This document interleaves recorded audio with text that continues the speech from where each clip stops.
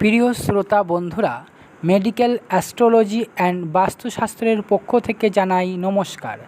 আশা করি আপনারা সকলেই ভালো আছেন। আজকের আলোচনা পর্ব হলো কন্যা রাশির স্বভাব চরিত্র নিয়ে। সাধারণত 24শে আগস্ট থেকে 23শে সেপ্টেম্বরের মধ্যেই জন্ম। রাশির অধিপতি হলো বুধ। শুভ রত্ন পান্না পোখরাজ। শুভ রং সাদা, হলুদ ও সবুজ। শুভ সংখ্যা 4, 7 ও 9। শুভ বার সোম, বুধ, শুক্র ও বৃহস্পতি। এই রাশির জাতক জাতিকারা সহজাত বুদ্ধি ও যুক্তির নিরিখে সিদ্ধান্ত নিতে পছন্দ করেন। প্রিয় মানুষের জন্য অকাতরে অনেক ত্যাগ স্বীকার করতে পারেন।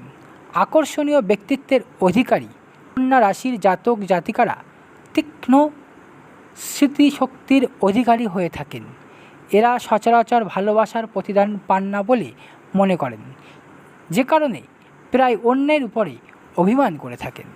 তবে যাই হোক, এরা সবসময় অন্যের সেবায় নিজেকে উৎসর্গ করতে ভালোবাসেন।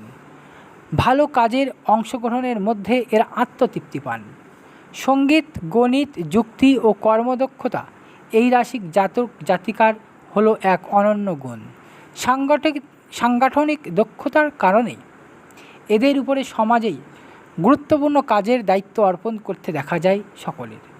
কন্যা রাশির জাতক জাতিকাদের পাচনতন্ত্র, প্লীহা ও স্নায়ুতন্ত্রের সমস্যায় ভুগতে পারেন।